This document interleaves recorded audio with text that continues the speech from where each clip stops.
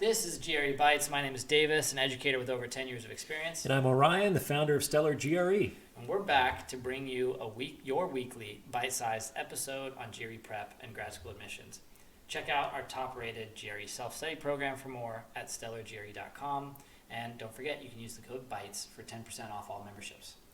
Okay, so I've realized how much time it's going to take me to study for the GRE. I know my test date.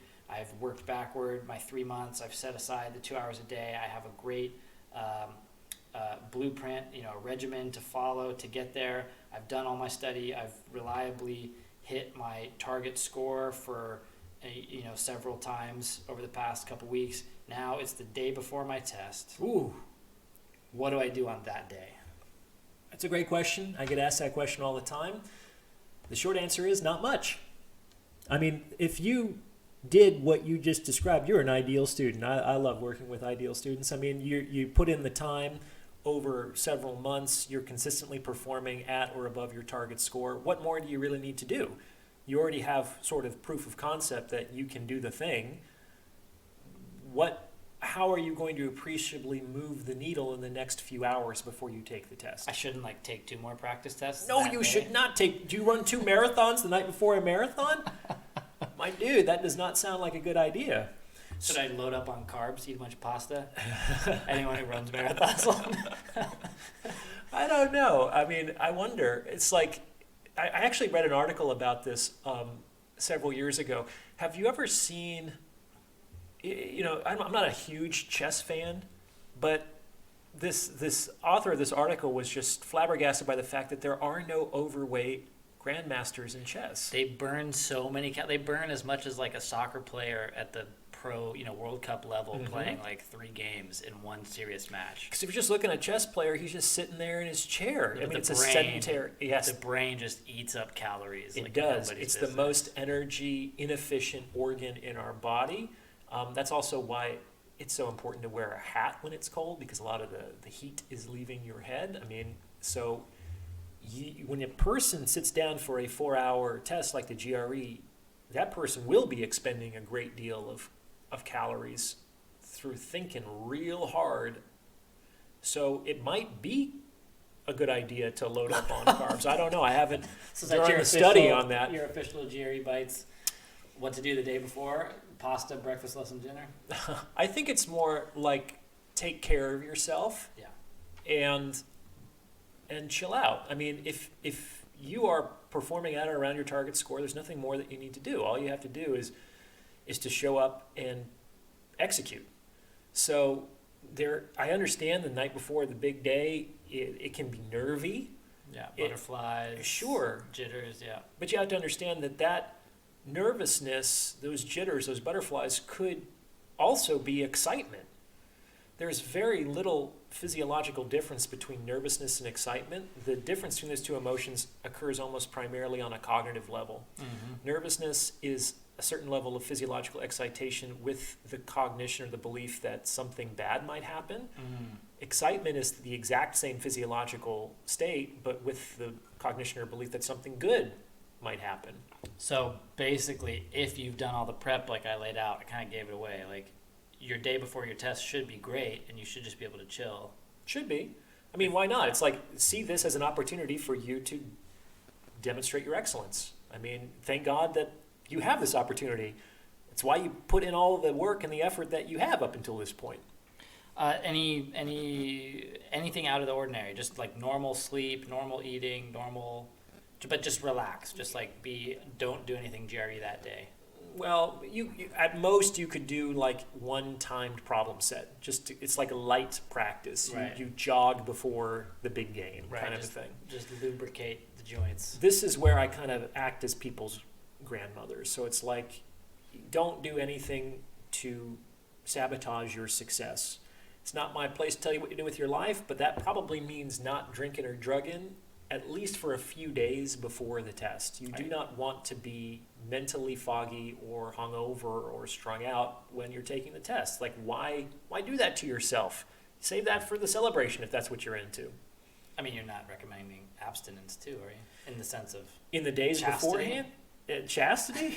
Well, I wonder. So I don't know if you know this, but Oh, interesting. a lot of heavyweight boxing champions forego all forms of sexual activity in the weeks or the months prior to a major bout.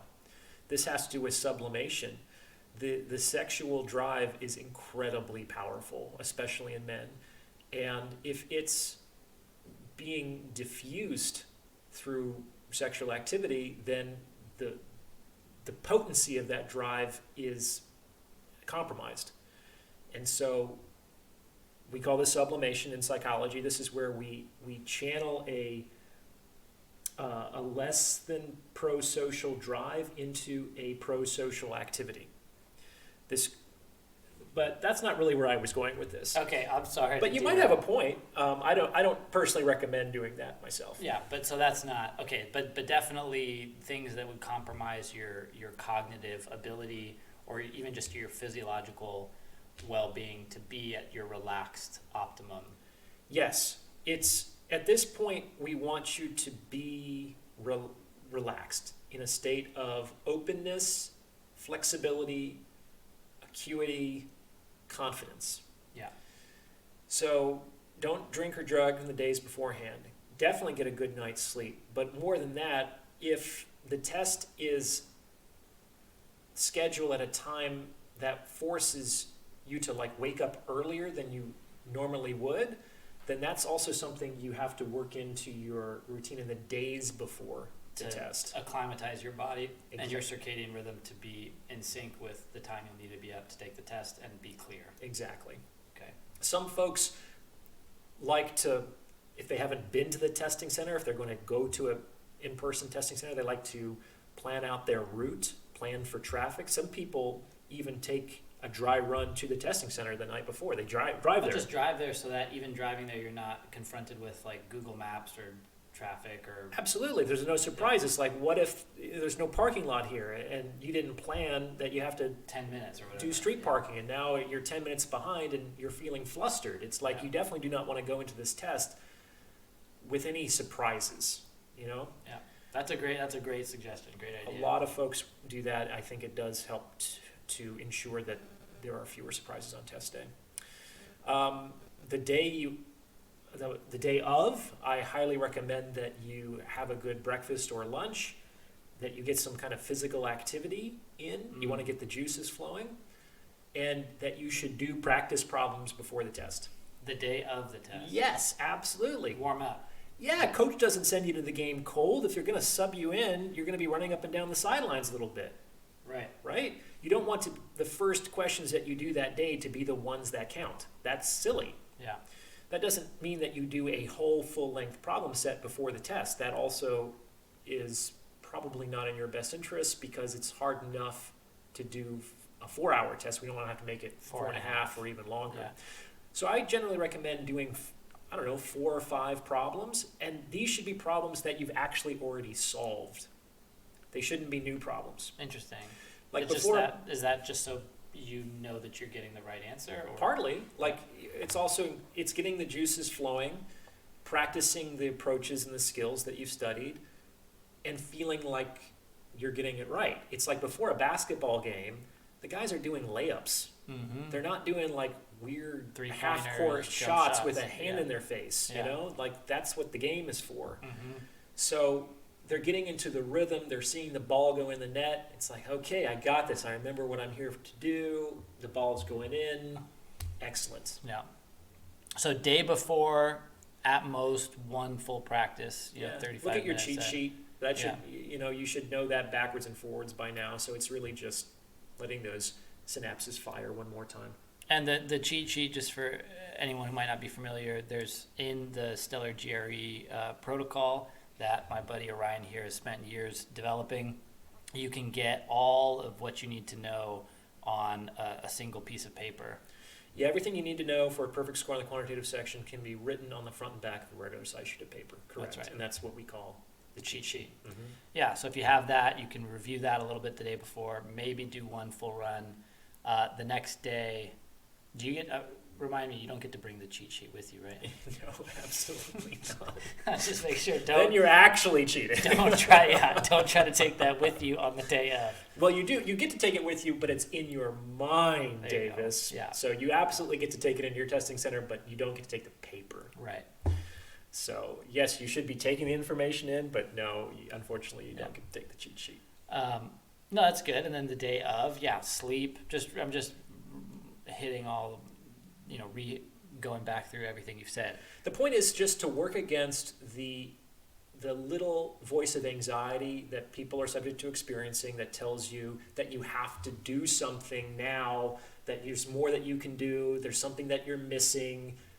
That the voice of anxiety is anxious, and it's trying to keep you safe, but it doesn't always give you the best advice. That's right. So remember that nervousness or anxiety can be the same physiological thing as excitement. It is the same with thing. a different frame of mind. Absolutely. With the expectation that there could be a positive outcome because you've prepped for 3 months. You're hitting your target scores. You can relax this day. Just do light warm-ups. Take it easy. Take a breath. Get some good sleep. Eat well. Yeah, that's the importance of visualization. We did an episode about that, Yeah. which is like see yourself succeeding. See this test as an opportunity for you to get what you want and move on with your life. That's right. That's right. Well, that's Orion's take on what to do the day before. Thanks, everybody, for tuning in. We'll be back next week for another bite-sized episode. If you have any topic you'd like to discuss, please let us know. Email us, StellarGRE@gmail.com. And if you're ready to take your prep to the next level and learn everything that's on that cheat sheet, check out our top-rated GRE self-study program at StellarGRE.com. You can use the code BITES for 10% off any membership on there. Thanks, everybody. Bye-bye.